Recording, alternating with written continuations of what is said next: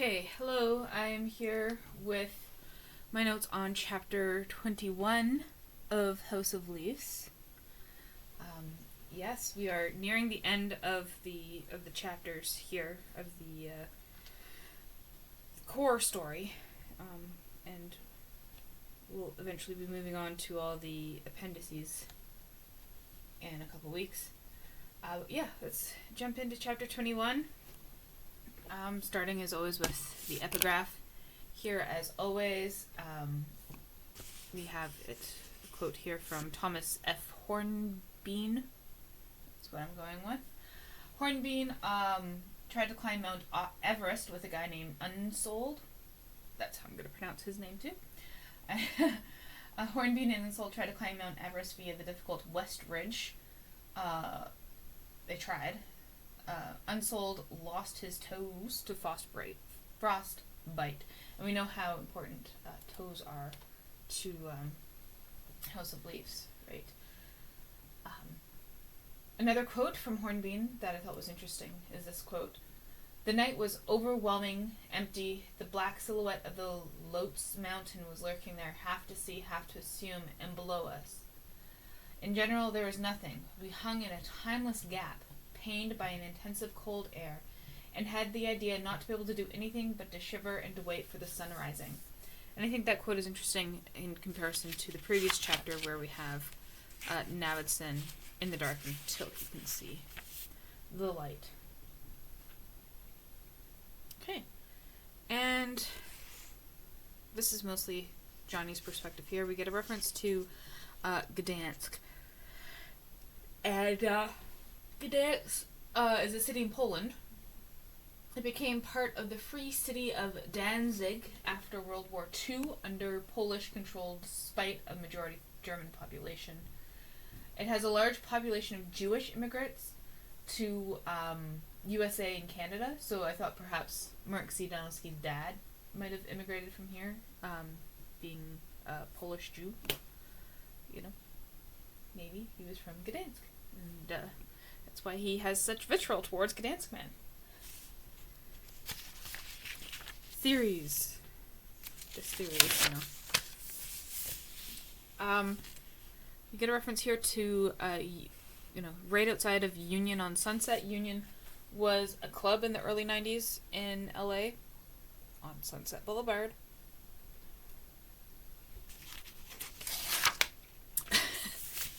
Page 493, we have this: "I cannot close that fraction of space."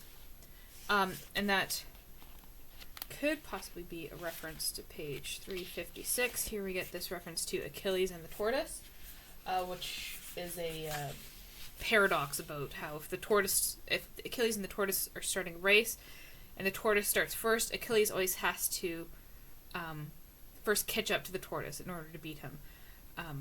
And he'll never actually be able to beat him because he's constantly catching up to the tortoise. So you can't close that gap. Possess. I like that he was obsessed with this word, possess. It comes from the Proto-Indo-European language origin, where potus means master or husband. Sedio means to hold firm. So we got a lot of marital relations going on in House of Leaves between Navidson and Karen, and between Pelofina and whoever possibly she was married to, maybe Zampano, right? And it means to inhabit or occupy, as in to inhabit or occupy a house, perhaps. Then we have these creaking floorboards, the hammering, water pipes masking each breath, syncopated to every heartbeat.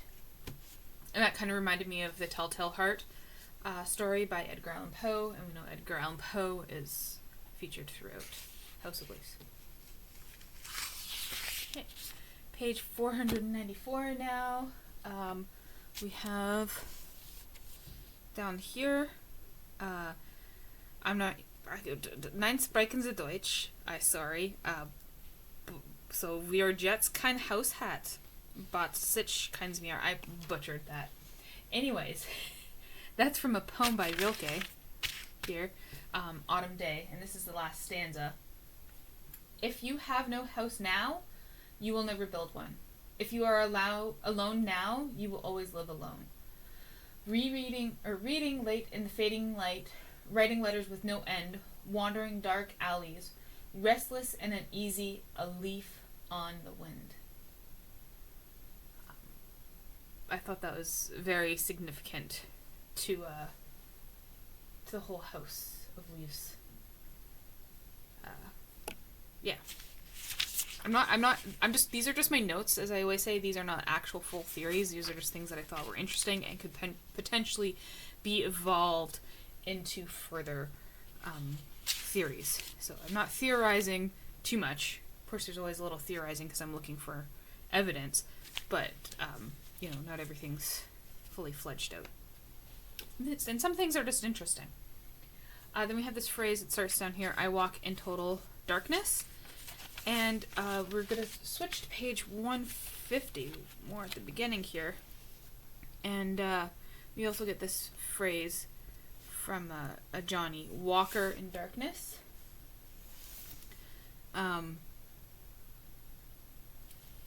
So Johnny is the one who's possibly walking in the dark. I talked more about that, but I didn't add it to my notes here.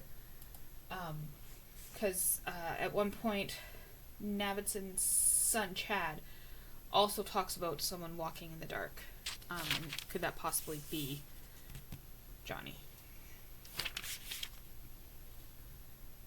On page 495 we get my Dante book.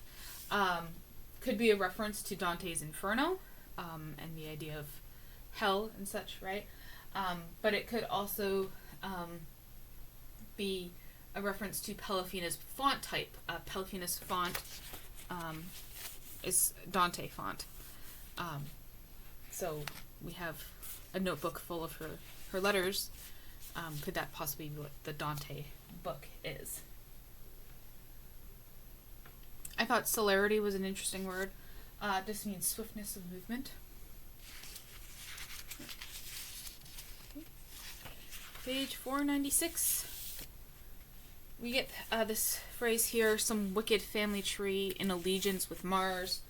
And if we see also page 87, over here we have this another reference to Mars, the very Aegis of Mars, ancient bloodlines colluding, very Aegis of Mars.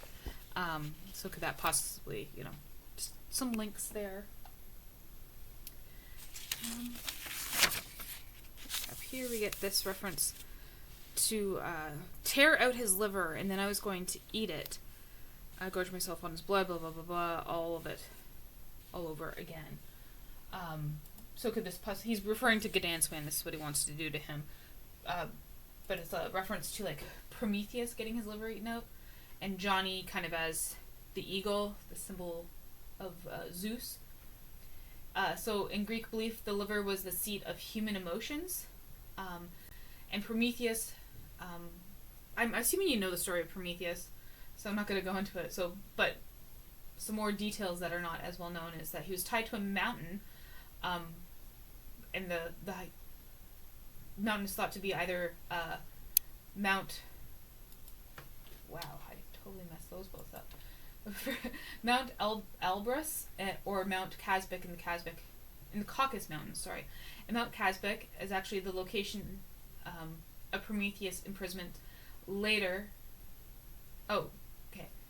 So Mount Kazbek is thought to be the location of Prometheus' imprisonment, and it later became the site of an Orthodox hermitage located in a cave called Bethlehem, at approximately the 4,000 meter level.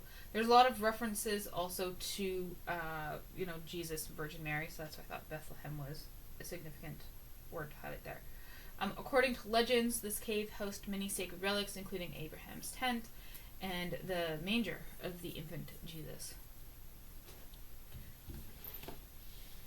Page 497, we get this word atrocities, and that is in reference to a previous story on page 298.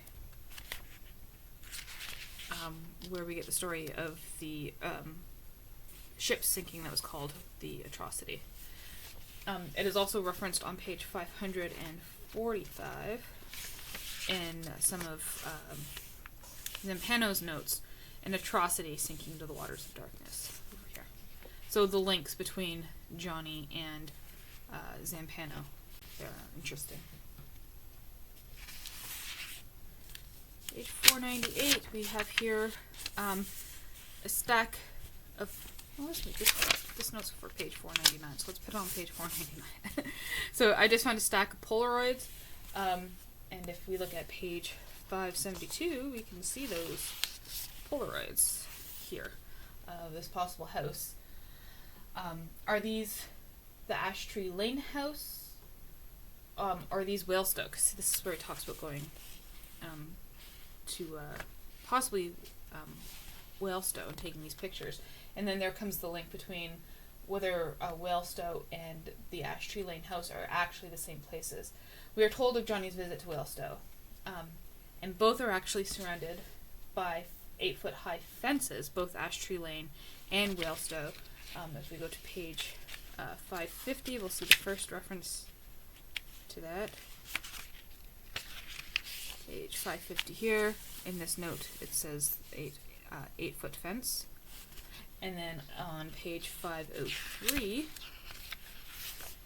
we are told chain link fence, 8 feet high. So there's that theory. Route 636 is in Virginia, which is thought to be the location of the Ash Tree Lane house. There is no single Route 636, though, in Virginia. It's actually a designation for many different road sections across the state.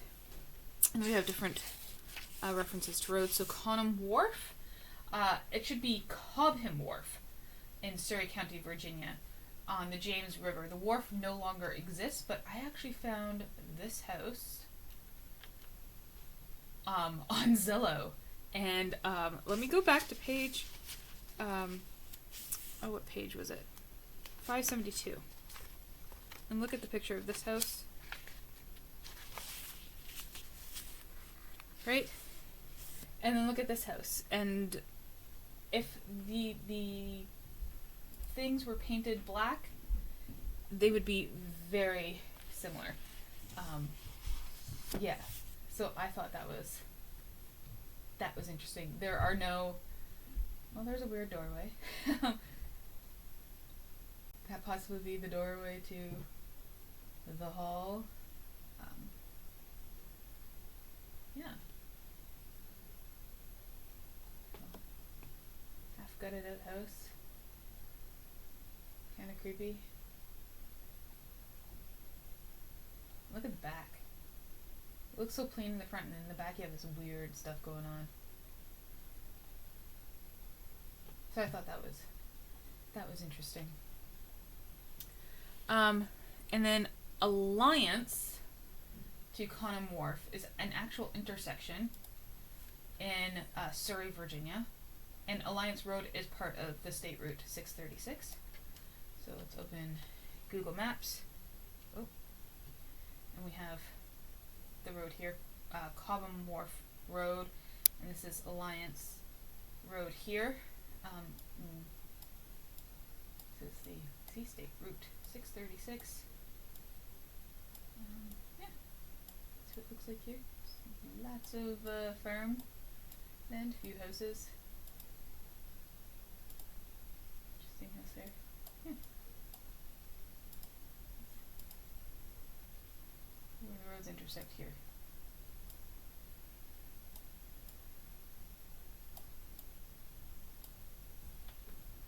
I thought that was neat. Yeah. Okay, next page. We have this reference to this person, Mary Brockman Singleton. She was a real person who died in 1774. Couldn't really find a lot of historical information about her, but her husband did own the Brick House Tavern on Duke of Gloucester Street after 1773. So there's some information on it here. This Brick House Tavern, and the reference to Singleton, Richard Hunt Singleton, which was her husband. In 1773, he got it. Richard Hunt Singleton, having taken the Brick House Tavern on the main streets of Williamsburg, which became Gloucester Street. And I thought this was interesting because it's a real place. And from their website, they said they have excavation reports hint at an additional structure yet to be fully unearthed. It's just like, oh, be careful. It might be something, not good. We also get a reference to the Peyton Randolph House, which is called the most haunted house in America. I wonder if there's a picture of it. I didn't even think of looking at that. Peyton Randolph House. Oh, it's interesting. It's a very red house. I just want to look at the picture. There's a picture of the house. Very red. They're like, this paint was on sale. Let's just slap it all over the whole building. Interesting. Okay. So there's actually a story of two ghosts. A ghost of a boy who fell out of a tree. Chad, possibly. Because Chad is very fond of climbing trees. And there's a ghost of a girl who fell out of a window.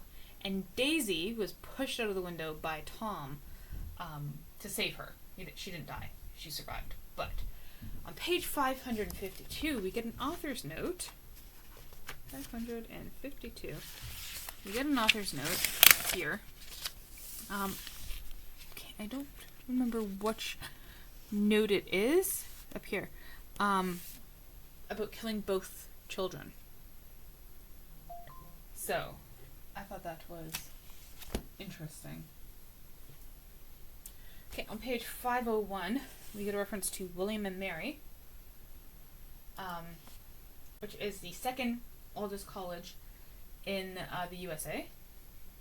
This is taken directly from Wikipedia.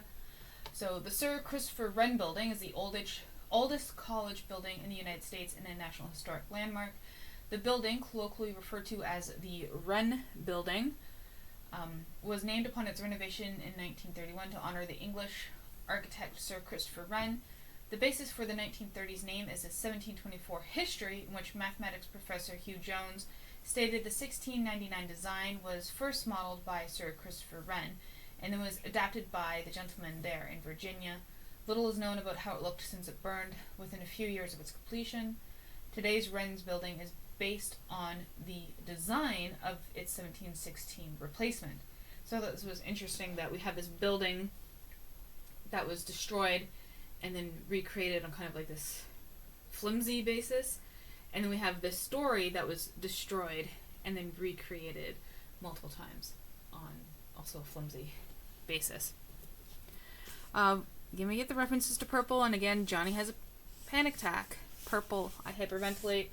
Telefina is associated with the word purple.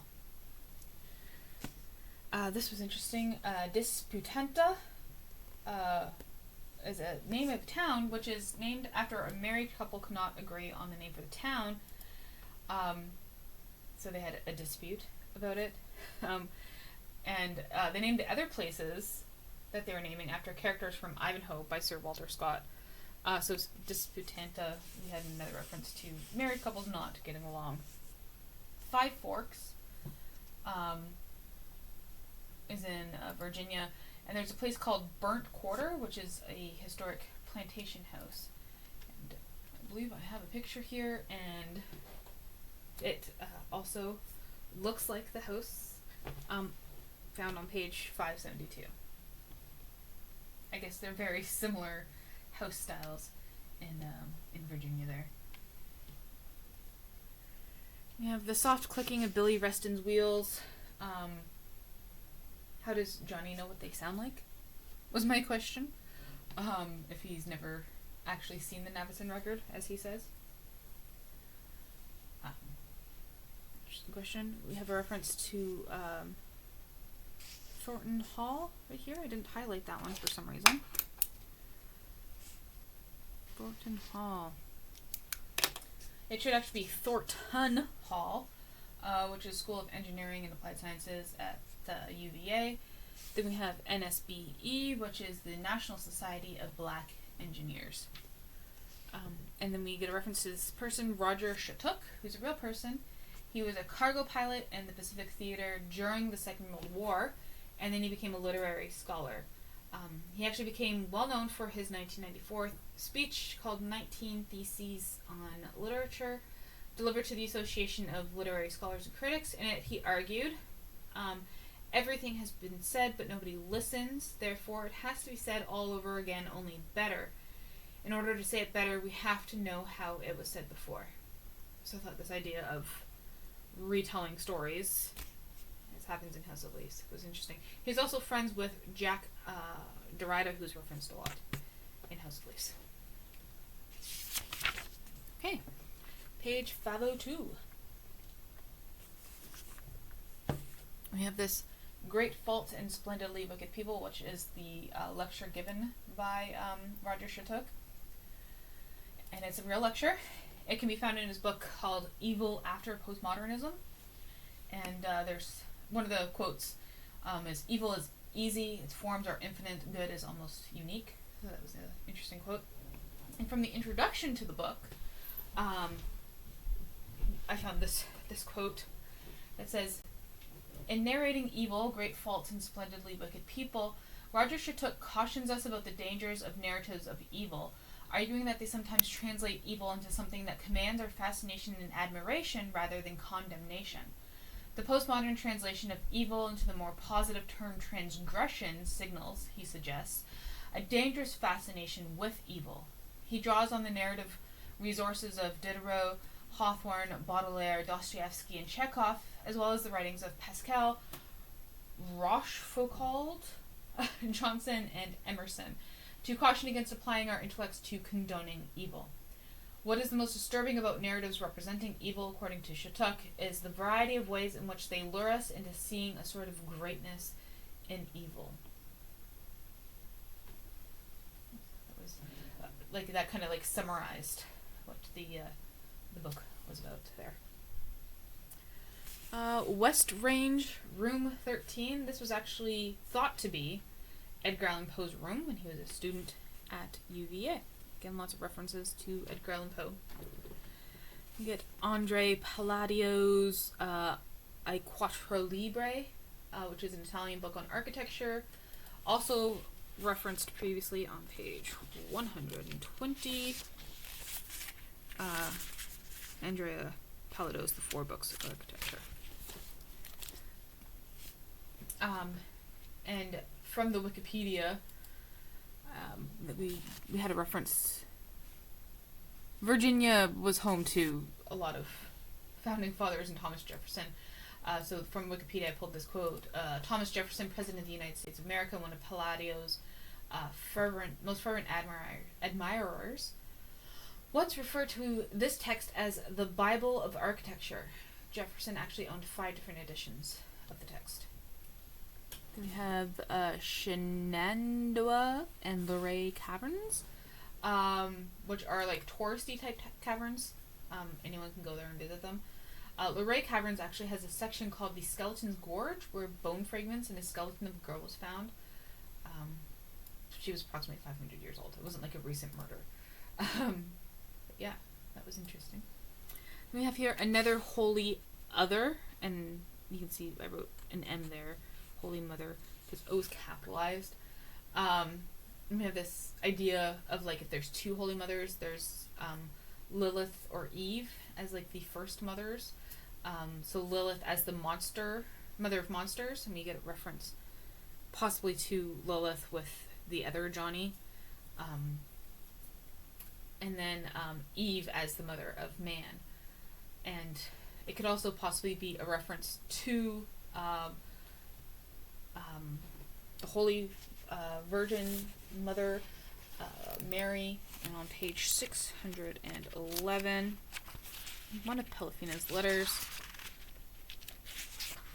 she signs it, "My darling Jay, I remain your only Mary."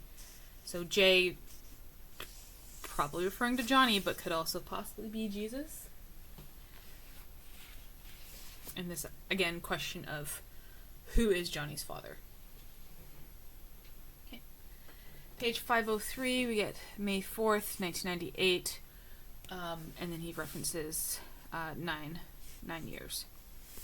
And this is the 9-year anniversary of his mother's suicide. And we got a lot of references to the number 9, especially on page 262. 262, we get this phrase, "Novum 9 in all mine November," as well. And as well, 9, especially if you say it with a German accent, means no.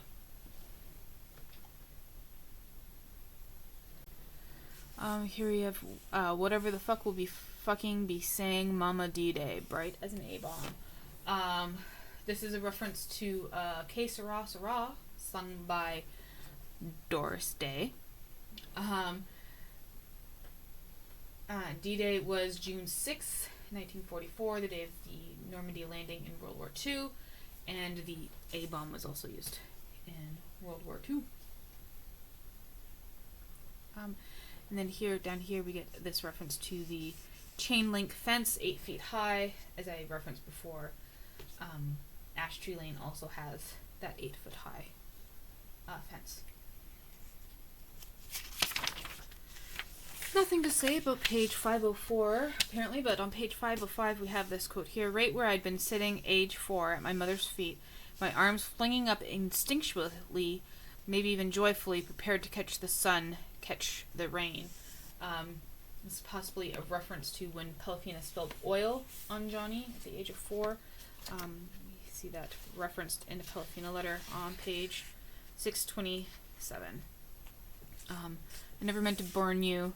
You were only 4. We have this word Oceanus, who is a Titan, father of the river gods and the Oceanids and the Harpies. Homer and Hesiod have 2 different genealogies for him. Homer places him as the father of gods, whereas Hesiod places him as the son of Uranus and Gaia. In the Iliad, we have Oceanus. We refer to Oceanus as from who the gods are sprung. All the Titans attacked Uranus to overthrow him, except Oceanus. Could also be a place. Oceanus could be referring to the great world encircling river. But both Hesiod and Homer called Oceanus backflowing, since as the great stream encircles the whole earth, it actually flows back into itself. Also, Oceanus has to be crossed to get to the dank house of Hades. This is referenced in the Odyssey. And we know that there's lots of references to crossing over to get to Hades, especially with all the references to Orpheus. And we have "You true sister of Circe." That's how I'm going to say that. Circe was the sister, so the Circe's sister was Pasiphae, who was the mother of the Minotaur. I have this quote from a Euripides play, it's called Cretans. So Pasiphae says, "If I had sold the gifts of Cyprus, given my body in secret to some man, you would have every right to condemn me as a whore. But this was no act of the will. I am suffering from some madness brought on by a god. It is not plausible. What could I have seen in a bull to assault my heart with this shameful passion? Did he look too handsome in his robe? Did a sea of fire smolder in his eyes? Was it the red tint of his hair, his dark beard?" So that's when Pasiphae had sex with the bull in order to conceive the Minotaur. And then we get this reference to Nile mud, which is the mud of the Nile. It's said to have healing powers And according to Egyptian mythology, the first man was molded from the mud of the Nile. On page 506, we get this. Licking its teeth, incessantly flicking its long polished nails. This could be a reference to Polyphena's long nails and her obsession with oral things. There's constantly references to licking and teeth and kissing in her letters. And we also know that she has long nails, unlike myself. Try to grow them out. It just never stays. Anyways, 507.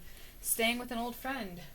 Who is he possibly staying with? Well, on page 325, we also get a reference to an old friend that leads to the blank footnote, like this reference does. So let's go to page 325.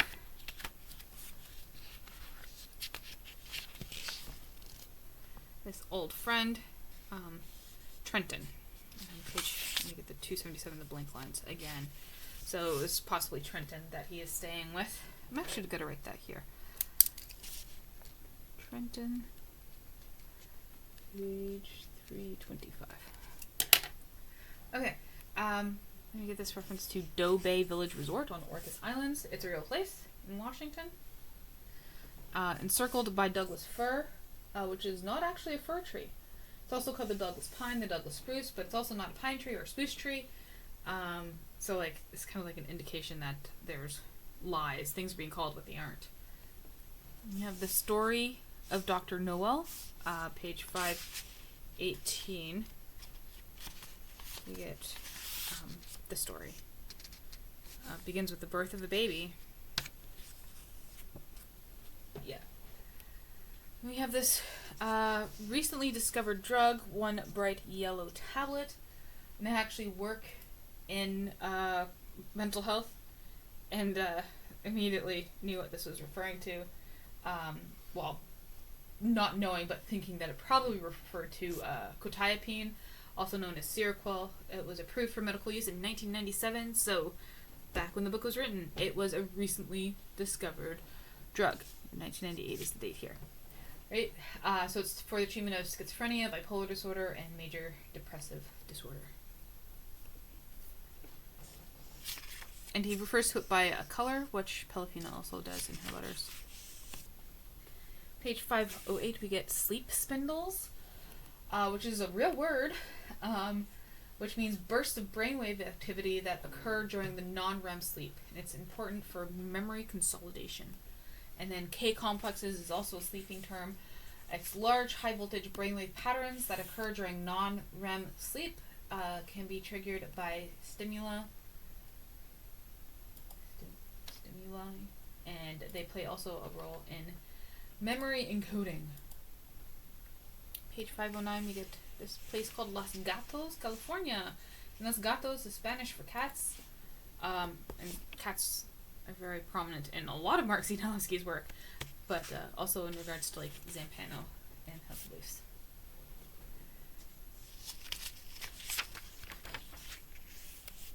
Page 511,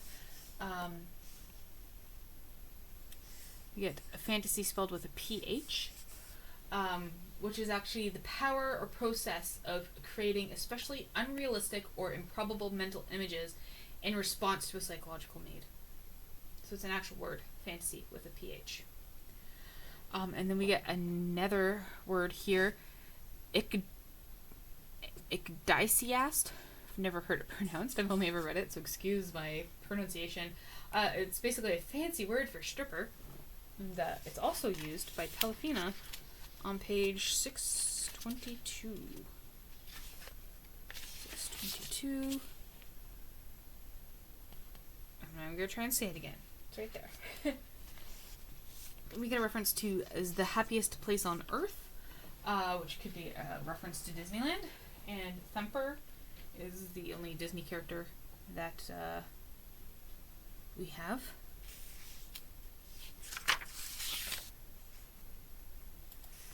.512, we get a reference to the Paris Keys. There's a list of locations that Polyphena lists on page 633. Didn't highlight them all, but wrote them all down here. Yeah, so there are a list of locations in Paris. So, we have some very weird lyrics spiked through our conversation. I live at the end of a 5.5 minute hallway, which is a song by Poe, and I have a link for it. I'm not going to open it because I don't want to get copyrighted, but it's an actual song by Poe. When I reference Poe here, I don't mean Edgar Allan Poe.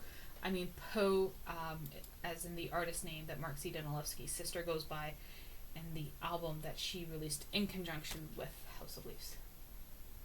Okay. Page 513, a book he found on the internet. Parts of actually House of Leaves were available for download on the internet in real life before it became a physical book that you could download. So interesting.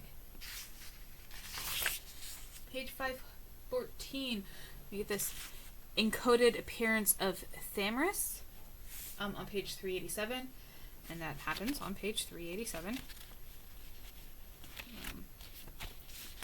387. The house answers many yearnings remembered in sorrow. If you take the first letter of each word, you get the word Thamris.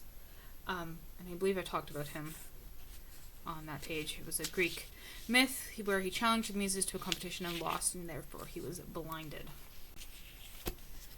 So that's like a first actual direct reference in the text, not in the appendices, to there being codes in House of Leaves. And then we have this phrase, did he at long last find the woman who would love his ironies? And on page 117, that's another code. Let me see if I can find that page. 117. We have here the phrase, a wild ode mentioned at New West Hotel over wine infusions, light lit, lofted on very entertaining moods, yawning in return, open nights, inviting everyone's songs. So, a woman who will love my ironies.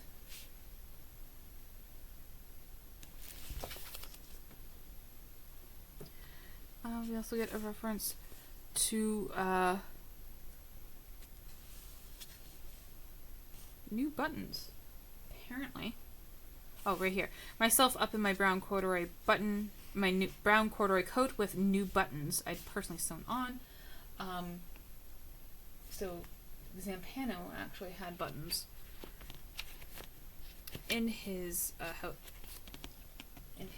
apartment. So could those have been the buttons that Johnny had used? Who knows? And then we get this reference to a short while ago, a great big gray-coated husky emerged out of nowhere. And could this possibly be Hillary, the Navidson's dog? On page 74, we are told that Hillary is a gray-coated Siberian husky. Things are starting to overlap big time now. Page 515, we get this word difference. It's also misspelled this way on page 48.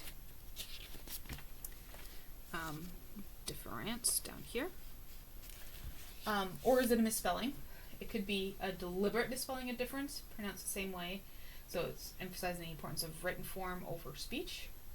It's also a French term coined by Derrida, a way to analyze how signs come to have meanings. Meaning is not inherent in a sign, but arises from its relationship with outer signs, a continual process of contrasting with what comes before and later. A sign acquires new meaning by being different from other signs, like how in this book we do not notice things until they come up again, as a second time, or in a different context, making us look back and reinterpreting previous passages for new meanings.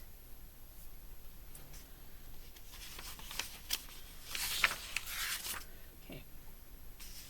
We also have the loaded guns lie on my bed, but he pawns them eventually on November 11th. So we're going back and forth in time now at this point. Yeah,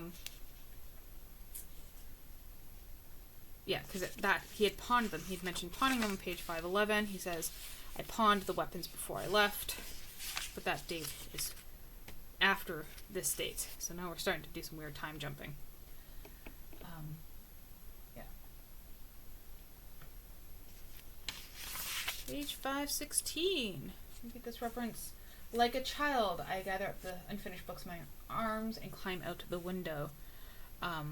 Daisy goes out the window on page 345.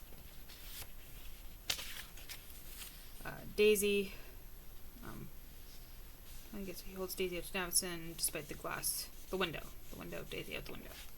That's what that's referring to. Down here we have reds finally marrying blues. So red is important in reference to the Minotaur, blue is important in reference to the house, and red and blue make purple, which is in reference to Pelafina. And the next paragraph we have after that is his memory of Pelafina.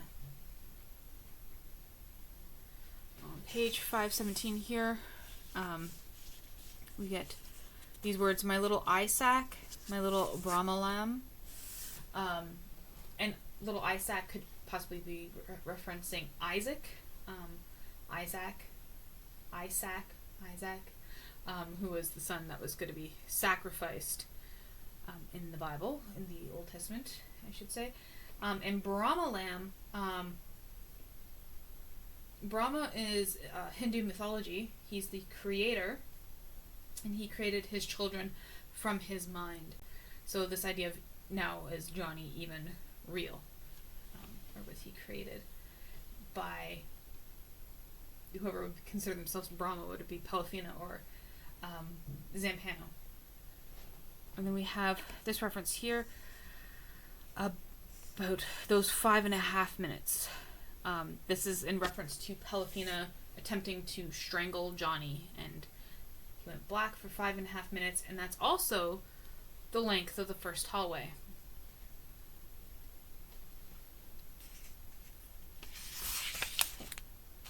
Page 518.